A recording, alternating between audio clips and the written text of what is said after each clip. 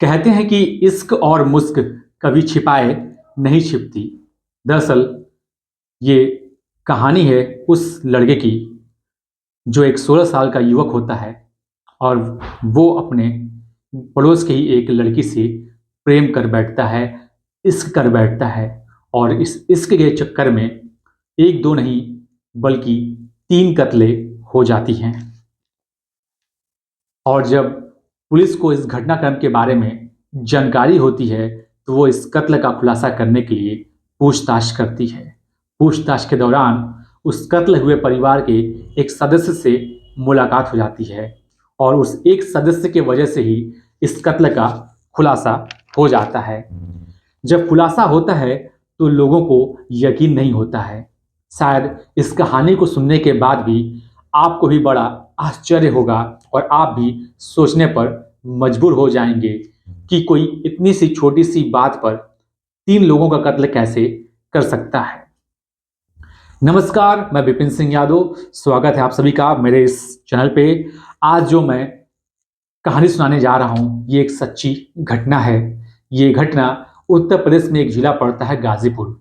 गाजीपुर के नंदगंज थाना क्षेत्र में कुसमी कला में एक गांव पड़ता है खिलवा।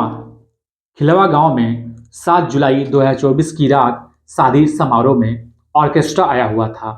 और गांव में जब भी ऑर्केस्ट्रा वगैरह आता है तो गांव के सभी लोग ऑर्केस्ट्रा देखने करीब चले जाते हैं। उस गांव में भी ऐसे ही हुआ था। उस रात गांव के हर बूढ़े बुजुर्ग युवक ऑर्केस्ट्रा देखने गए थे।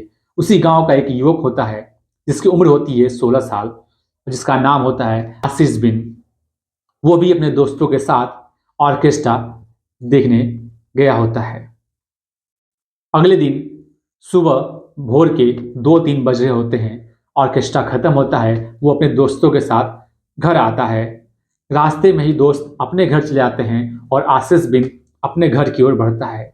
जब आशीष बिन अपने घर की तरफ बढ़ता है तो देखता है कि चारों तरफ अंधेरा छाया हुआ है। चारों तरफ अंधेरा ही अंधेरा है। उसे कुछ दिखाई नहीं देता है। फिर भी अपने कदम को वो आगे बढ़ाता है। जैसे ही कुछ कदम आगे बढ़ता है लड़खड़ा कर वो जमीन पे गिर जाता है। गिरने के बाद जैसे ही उठता है तो देखता है कि जमीन पे 3 लाशें पड़ी हुई होती हैं जो कि खून से लथपथ होती हैं। वो लाशें उसके पिता मुंशी बिंद की, उसकी माँ जामवंती की और बड़े भाई रामाशीष बिंद की होती है। उन लाशों को देखकर उसकी चीखें निकल जाती हैं। वो जोर जोर से चिल्लाने लगता है। उसके चिल्लाने की आवाज़ को सुनकर उसके दोस्त और गांव के लोग उसके घर की ओर दौड़ पड़ते हैं, ये देखने कि आखिर क्या हो गया, क्यों चिल्ला रहा है, क्यों शोर मचा रहा है। जब गांव के लोग वहां आते हैं और 3 लाशों को खून से लथपथ देखते हैं तो उनके पैरों तले जमीन खिसक जाती है। वो हक्का बक्का रह जाते हैं। खैर, गांव के लोग अपने में बात विचार करने लगते हैं कि ये कब हुआ, कैसे हुआ, किसी को पता नहीं चला। खैर, गांव के लोग स्थानीय थाने पे इसकी सूचना देते हैं।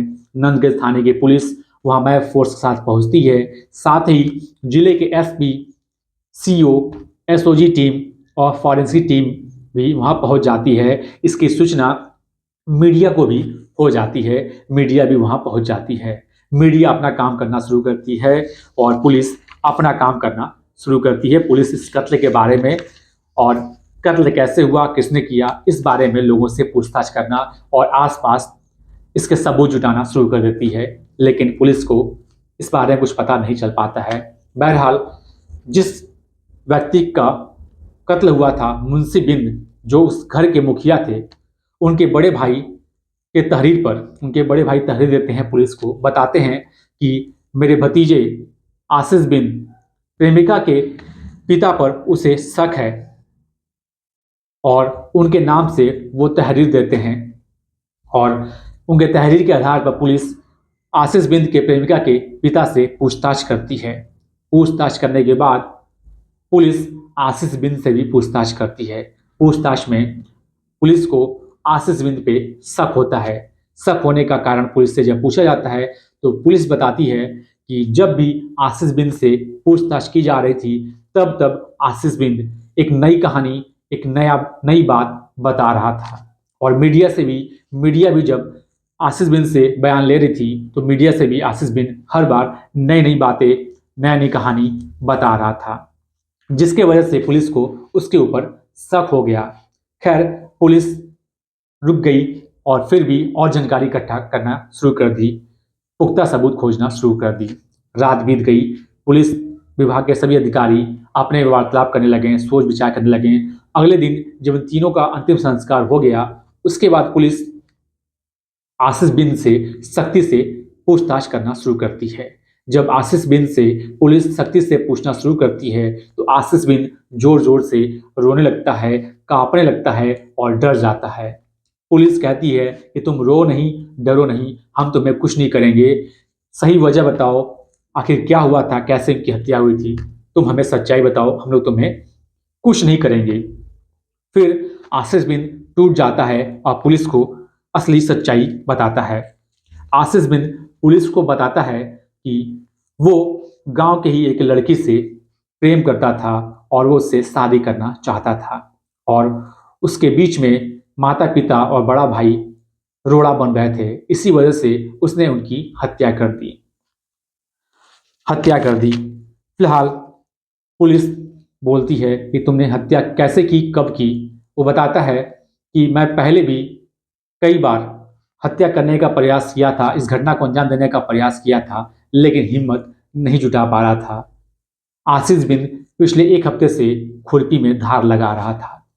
और लोग बताते हैं कि आशीष बिन ने अपने प्रेमिका को एक फ़ोन भी गिफ्ट किया था और प्रेमिका के घर वालों ने उस फ़ोन को तोड़ दिया था। इसके बाद सूत्रों से पता चला था कि आशीष बिंद अपने प्रेमिका को लेकर बनारस भाग गया था शादी करने के लिए, लेकिन पैसों की कमी की वजह से वो दोनों वापस चले आए थे। और वापस आने के बाद उन दोनों के परिवार में काफ़ी वाद विवाद हुआ था और प्रेमिका घर वाले आशीष बिंद के घर वालों को जान से मारने की धमकी भी दिए थे। इसके बाद आशीष बिन ऑर्केस्ट्रा देखने जाता है। ऑर्केस्ट्रा जब देख रहा होता है तो उसके घर वाले, उसके परिजन उसको बुलाने जाते हैं, लेकिन वो नहीं आता है। वापस आशीष बिन देर रात अपने घर आकर देखता है तो घर के सभी लोग सो गए होते हैं। उनको सोता देख घर में पड़ी शराब को पहले आशीष बिन पीता है और पीने के बाद जिस खुरपी में उसने धार लगाया था उस खुरपी से एक एक करके तीनों का गला रेत देता है, निर्मम तरीके से हत्या कर देता है। उन तीनों लाशों को खटिया से, चौकी से उतारकर जमीन पर घसीट के छोड़ देता है। इसके बाद जिस शर्ट को आशीष बिन पहन रखा था उस शर्ट को निकालकर दूसरा शर्ट पहनता है और इसके बाद वो ऑर्केस्ट्रा देखने चला जाता है, जिससे कि उसके ऊपर किसी को शक न हो। खैर, पुलिस ने इस घटनाक्रम का खुलासा 24 से 36 घंटे के अंदर कर दिया और जब इस घटनाक्रम का खुलासा हुआ तो लोगों को यकीन नहीं हो रहा था कि इतना ब्लाइंड मर्डर का खुलासा इतना जल्दी कैसे हो सकता है, लेकिन पुलिस के सूझबूझ से इस घटनाक्रम का खुलासा आसानी से हो गया। कहते हैं ना कि इश्क और मुश्क कभी छिपाए नहीं छिपते। इस घटना में भी बहुत कुछ छिपाने की कोशिश की गई थी, लेकिन इश्क भी निकल कर जैसे ही सामने आया, कातिल भी निकल गया और कत्ल की वजह भी मिल गई। तो दोस्तों, इस कहानी को बताने का मेरा उद्देश्य आपको ठेस पहुंचाना नहीं था, आपको जागरूक करना था। आज के लिए बस इतना ही। मिलते हैं अगले एपिसोड में एक नई कहानी के साथ। जय हिंद, जय भारत, नमस्कार।